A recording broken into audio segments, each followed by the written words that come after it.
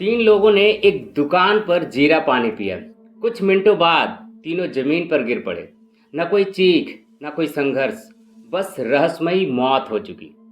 Police ने इसे हादसा समझा, लेकिन जब हत्यारे का सच सामने आया तो पूरा शहर सन्न रह गया। क्या इंसान मरने से पहले अपनी ही मौत का प्रयोग कर सकता है? आखिर क्या है इस मौत का राज? चलिए समझते हैं इस वीडियो में। नमस्कार दोस्तों, दिल से स्वागत है आपका एक और रोमांचक, रहस्यमयी और सच्ची क्राइम स्टोरी में। दोस्तों, इस वीडियो का उद्देश्य किसी की भावनाओं को ठेस पहुंचाना या किसी को परेशान करना नहीं, बल्कि आपको सच्चाई से रूबरू कराना।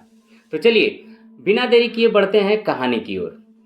इंसान का दिमाग कितना खतरनाक हो सकता है, इसकी सीमा नहीं है। यह कहानी गुजरात की है। यह घटना पिछले 9 फरवरी की है। उस दिन गुजरात के खेड़ा जिले के नैयाड इलाके में एक मोहल्ला की एक दुकान पर 3 लोग बैठे हुए थे। उन्होंने जीरा पानी पिया, सोडा वाटर लिया। कुछ देर बाद तीनों वहीं गिर पड़े। आसपास के लोगों ने यह देखा और तुरंत उन्हें अस्पताल ले जाया गया, लेकिन डॉक्टरों ने उसे मृत घोषित कर दिया गया। एक साथ 3 लोगों की मौत की खबर पुलिस को मिली। पुलिस मौके पर पहुंचती है, तफ्तीश शुरू करती है। शुरुआती जांच में पता चलता है कि तीनों ने जीरा पानी और सोडा वाटर लिया था, जिसके तुरंत बाद उसकी मौत हो गई। क्योंकि तीनों शराब पीने के भी आदी थे, पुलिस को शक हुआ कि कहीं उन्होंने कोई जहरीली शराब या अन्य जहरीली पदार्थें तो नहीं पी लिया है। पोस्टमार्टम रिपोर्ट आई, जिसमें बताया गया कि उसकी मौत दिल का दौरा पड़ने से हुई। पुलिस ने विसरा फॉरेंसिक जांच के लिए भेज दिया, क्योंकि किसी भी तरह के जहर या जहरीली केमिकल की मौजूदगी की पुष्टि इसी से हो सकती थी। यह प्रक्रिया समय लेती है, इसलिए मामला फिलहाल अस्वाभाविक मृत्यु के रूप में दर्ज कर लिया गया था। 18 दिन बीत गए और फिर 27 फरवरी को फॉरेंसिक लैब से विरसा रिपोर्ट आई। इस रिपोर्ट ने पुलिस को चौंका दिया। रिपोर्ट में पाया गया कि तीनों की मौत का कारण दिल का दौरा नहीं, बल्कि उन्हें एक खास तरह का जहर दिया गया था। अब पुलिस के सामने बड़ा सवाल था, आखिर उन्हें जहर किसने दिया और क्यों? तीनों की किसी की कोई दुश्मनी भी नहीं थी। पुलिस ने उसके परिवार के सदस्य से पूछताछ की, लेकिन कोई ठोस सुराग नहीं मिल पा रहा था। 3 मृतकों में से एक व्यक्ति का नाम कन्नू भाई था, जो कि गूंगा और बहरा भी था। वह मोहल्ले में जाना पहचाना शख्स था और उसकी एक खास आदत भी थी। वह कभी भी अकेले कुछ नहीं खाता पीता था। अगर वह दुकान पर बैठा होता और कोई अन्य व्यक्ति आता तो वह उसे खाने पीने के लिए बुला लेता और ऑफर देता कि तुम भी खाओ। इसी वजह से मोहल्ला में उसकी काफ़ी अच्छी पहचान थी। अब पुलिस इस बात को लेकर और भी उलझ गई कि कन्नू भाई और उसके साथ बैठे 2 अन्य लोगों की हत्या क्यों की गई। पुलिस ने इलाके के सीसीटीवी फुटेज खंगाले, मोबाइल कॉल डिटेल चेक की, लेकिन कोई खास जानकारी मिली नहीं। मोहल्ले के लोगों से पूछताछ की गई, लेकिन किसी पर शक की सुई टिक ही नहीं रही थी। जब पुलिस को कोई ठोस सुराग नहीं मिला तो उन्होंने दोबारा पहले दिन की जांच पर लौटने का फैसला किया। 9 फरवरी को जब यह घटना हुई थी तो जिस दुकान पर तीनों ने जीरा पानी पिया था, उसके आसपास मौजूद लोगों से फिर से पूछताछ शुरू की गई। पहले जिन लोगों से पूछताछ हुई थी उनमें कोई संदिग्ध मिला नहीं था, लेकिन इस बार कुछ चश्मदीदों ने बताया कि जब कन्नू भाई दुकान पर बैठा था तब वह अकेला था। बाद में 2 लोग और आए और उनके साथ बैठकर जीरा पानी पिया था। अब पुलिस ने यह पता लगाने की कोशिश की कि इस दौरान कौन कौन वहां आया था और उस वक्त कितना समय का अंतर था। मोहल्ले के ही बहुत सारे लोग वहां मौजूद थे, क्योंकि आसपास के लोग दुकान में आते जाते रहते थे। पूछताछ में पता चला कि उसी वक्त जब कन्नू भाई जीरा पानी पी रहा था, उससे थोड़ी देर पहले वहीं का एक निवासी था जो कि सरकारी स्कूल में शिक्षक था। हरिकिशन मकवाना भी दुकान पर मौजूद था। हरिकिशन मकवाना पहले से पुलिस की पूछताछ में था, लेकिन कोई खास जानकारी नहीं मिली थी। अब पुलिस ने उसे दोबारा पूछताछ की। फिर सवाल उठा कि जीरा पानी आया कहाँ से? तो पता चलता है कि वह दुकान से ही लिया गया था। दुकान वाले से भी पुलिस ने पहले से ही पूछताछ कर चुकी थी। बोतलें पुलिस पहले से ही अपने कब्जे में ले चुकी थी। अब हरिकिशन मकवाना से गहराई से पूछताछ की गई। उसने बताया कि मैं भी वहां पहुंचा था तो देखा कि कन्नू भाई जीरा पानी पी रहे थे। तभी एक गवाह ने अचानक बताया कि जब वह पी रहे थे तब हरिकिशन मकवाना ने उन्हें एक पुड़िया में कुछ दिया था। उस पुड़िया में कोई पदार्थ था जिसे उन्होंने जीरा पानी में डाल दिया और फिर पीने लगा। लेकिन उससे पहले ही 2 और लोग उस दुकान पर आकर बैठ गए। कन्नू भाई की आदत थी कि वह कोई भी चीज़ अकेले नहीं खाता पीता था। अगर कोई आसपास आ जाता तो वह उसे भी ऑफर जरूर करते थे। उन्होंने इशारों में उन दोनों से पूछा कि वो जीरा पानी पिएंगे क्या, क्योंकि वो बोल नहीं सकते थे और सुन भी नहीं सकते थे। क्योंकि वे भी मोहल्ले से जानने वाले थे तो उन्होंने हाँ कर दिया। इसके बाद 2 और गिलास मंगवाए गए और उस जीरा पानी को 3 हिस्सों में बांट दिया गया। तीनों ने वह पानी पी लिया। कुछ ही देर बाद तीनों की तबीयत बिगड़ने लगी। उन्हें अस्पताल ले जाया गया, लेकिन तीनों की मौत हो गई। अब यह मामला सामने आ गया कि जब दूसरी बार पुलिस ने पूछताछ की तो विरसा रिपोर्ट आई जिसमें जहर की पुष्टि हो गई। तो पूरा ध्यान उस दुकान पर केंद्रित हो गया जहां उन्होंने जीरा पानी पिया था। पुलिस ने दुकान की बाकी बोतलों की भी जांच की और उन्हें फॉरेंसिक लैब भेज दिया, लेकिन उन बोतलों में कुछ भी संदिग्ध नहीं मिला सिवाय उस बोतल के जिससे तीनों ने जीरा पानी पिया था। जब पुड़िया की बात सामने आ गई तो पुलिस ने चुपचाप सरकारी स्कूल के शिक्षक हरिकिशन मकवाना के बारे में जानकारी जुटाना शुरू कर दिया। जांच के दौरान पुलिस को उस पर संदेह हुआ। उसके बाद पुलिस ने हरिकिशन मकवाना को पूछताछ के लिए थाने बुलाया। लंबी पूछताछ के बाद उसने जो कहानी सुनाई वह सुनकर पुलिस भी हैरान रह गई। हरिकिशन मकवाना नाडियाड इलाके में ही रहता था। वह पढ़ा लिखा था, इसलिए उसे सरकारी स्कूल में शिक्षक की नौकरी मिल गई थी।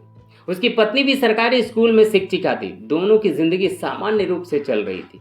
उसका एक बेटा था जो 12वीं की परीक्षा की तैयारी कर रहा था। सब कुछ ठीक ठाक चल रहा था, लेकिन एक पुराना मामला था जो स्कूल से जुड़ा हुआ था। उस पर कुछ आरोप लगे थे और मुकदमा कोर्ट में चल रहा था। बार बार कोर्ट के चक्कर लगाने से वह मानसिक रूप से परेशान हो गया था। इसके अलावा उसके पिता से बहुत लगाव था, लेकिन कुछ समय पहले उसके पिता की मौत हो गई थी। इन सभी कारणों से वह डिप्रेशन में चला गया था। उसकी पत्नी को भी महसूस हुआ कि उसका व्यवहार अजीब हो गया है। इस दौरान फरवरी के पहले हफ्ते में एक दिन जब वह घर पर था तब एक डिलीवरी बॉय आया था जिससे उसने कुछ ऑर्डर किया था। उसने डिलीवरी रिसीव की और पैकेट पर साइन कर दिया।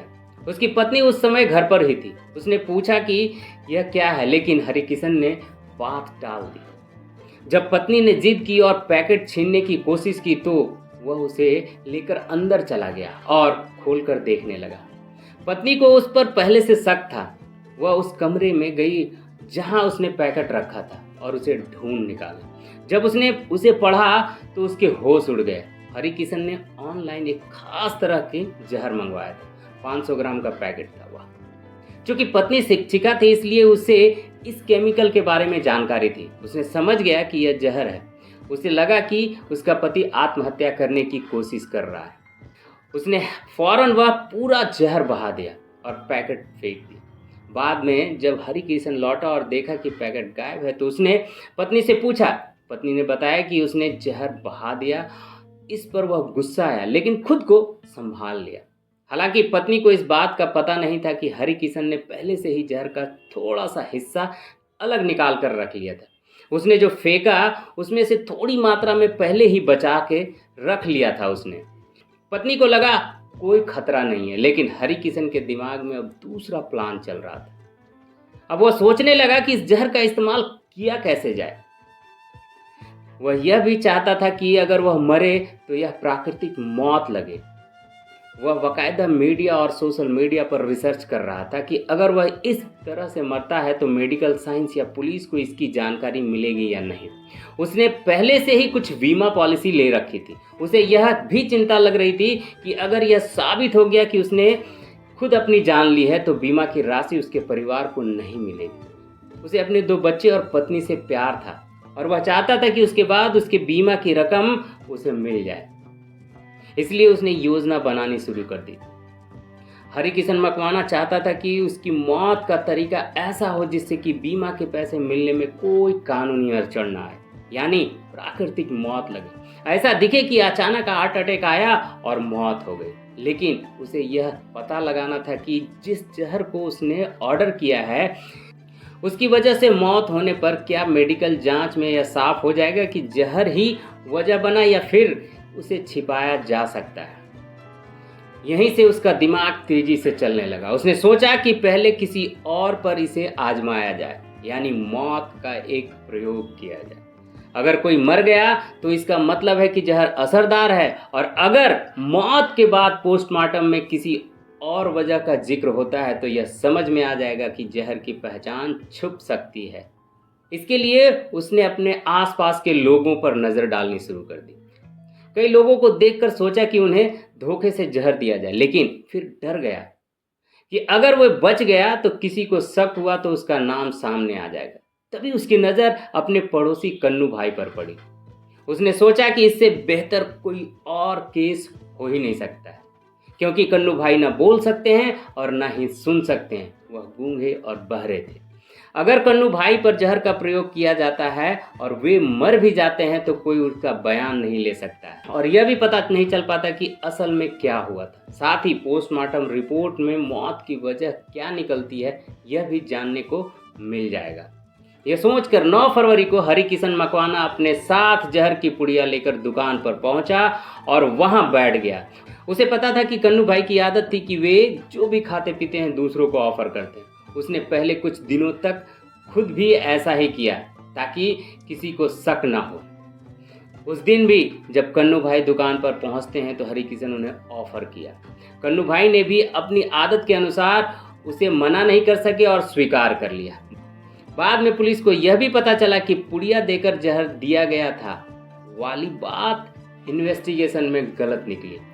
असल में जहर का ऑर्डर हरिकिशन मकवाना ने खुद ही दिया था। उसने खुद ही अपने जीरा पानी में जहर मिलाया था और फिर कन्नू भाई को दिया था। कन्नू भाई को तो अंदाजा भी नहीं था कि क्या हो रहा है। हरिकिशन मकवाना ने उन्हें जीरा पानी दिया और अचानक बहाना बनाकर वहां से चला गया। उसे लगा कि कन्नू भाई इसे अकेले पिएंगे और उससे पता चल जाएगा कि जहर का असर होता है या नहीं।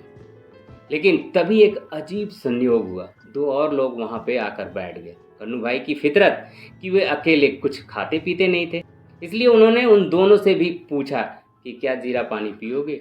वे दोनों इस बात से अनजान थी कि इसमें जहर है और वह मान गए। इसके बाद तीनों के लिए गिलास मंगवाए गए। जीरा पानी को 3 हिस्सों में बांटा गया और तीनों ने उसे पी लिया। कुछ ही देर बाद उसकी तबीयत बिगड़ने लगी। उन्हें अस्पताल ले जाया गया, लेकिन तीनों की मौत हो गई। अब हरिकिशन मकवाना लगातार लोकल मीडिया और पुलिस के जरिए केस के अपडेट लेता। जब पोस्टमार्टम रिपोर्ट आई तो उसमें मौत की वजह हार्ट अटैक बताई गई। यह देखकर हरिकिशन बहुत खुश हुआ, क्योंकि वही वह चाहता था। अगर वह खुद यह जहर पीता तो उसकी मौत हार्ट अटैक जैसी लगती और इंश्योरेंस का जो पैसा है उसके परिवार को मिल जाता। लेकिन तभी उसे पता चला कि पुलिस ने विसरा सैंपल फॉरेंसिक लैब भेजा है ताकि यह जांचा जा सके कि जीरा पानी में कोई जहर था या नहीं। यह सुनकर वह सतर्क हो गया। उसने सोचा कि अगर विसरा रिपोर्ट में जहर की पुष्टि हो गई तो उसका पूरा प्लान बेकार हो जाएगा। इसलिए उसने खुद जहर पीने का फैसला टाल दिया और इंतजार करने लगा। विसरा रिपोर्ट आने में समय लगता है, इसलिए वह धैर्य से बैठा रहा। आखिरकार मंगलवार को विसरा रिपोर्ट आई, जिसमें साफ हो गया कि तीनों की मौत जहर की वजह से हुई थी। इतना ही नहीं, रिपोर्ट में उस जहर का नाम भी आया, वही जहर जिसे हरिकिशन मकवाना ने ऑनलाइन ऑर्डर किया था। जैसे ही पुलिस को यह सब पता चला, उन्होंने हरिकिशन मकवाना को गिरफ्तार कर लिया। पूरी साजिश सामने आ गई। एक ऐसा शख्स जो खुद मरना चाहता था, लेकिन मरने से पहले यह सुनिश्चित करना चाहता था कि उसका प्लान काम करेगा या नहीं। लेकिन उसकी इस मौत के प्रयोग की वजह से सिर्फ एक नहीं 3 लोगों की जान चली गई। इस तरह इस सुसाइड प्लान ट्रिपल मर्डर में बदल गया। अब पुलिस ने हरिकिशन मकवाना को हिरासत में ले लिया, लेकिन वे खुद भी इस मामले को लेकर चिंतित थे, क्योंकि जिस व्यक्ति ने इस साजिश रची थी वह मानसिक रूप से अस्थिर हो गया था। उसका दिमागी संतुलन संतुलित नहीं था, और अगर वह पुलिस की कस्टडी में खुद को नुकसान पहुंचाता है या पहुंचाने की कोशिश करता है तो यह और बड़ी समस्या बन सकती है। इसलिए उसकी लगातार निगरानी की जा रही है और उसकी काउंसलिंग भी की जा रही है। यह एक हैरान कर देने वाली कहानी थी। कैसे किसी इंसान का दिमाग आत्महत्या के लिए भी इतनी खतरनाक प्लानिंग कर सकता है कि उसकी एक निजी फैसला मासूमों की जिंदगी को छीन लेता है। तो यह थी पूरी कहानी। तो दोस्तों, अगली बार फिर मिलेंगे एक और नई और सच्ची क्राइम स्टोरी के साथ। जहां सच सामने आएगा और राज बेनकाब होगा। तब तक सतर्क रहें, सुरक्षित रहें और अपने परिवार का ख्याल रखें। दोस्तों, इस वीडियो को देखने के लिए दिल से बहुत बहुत धन्यवाद। जय हिंद।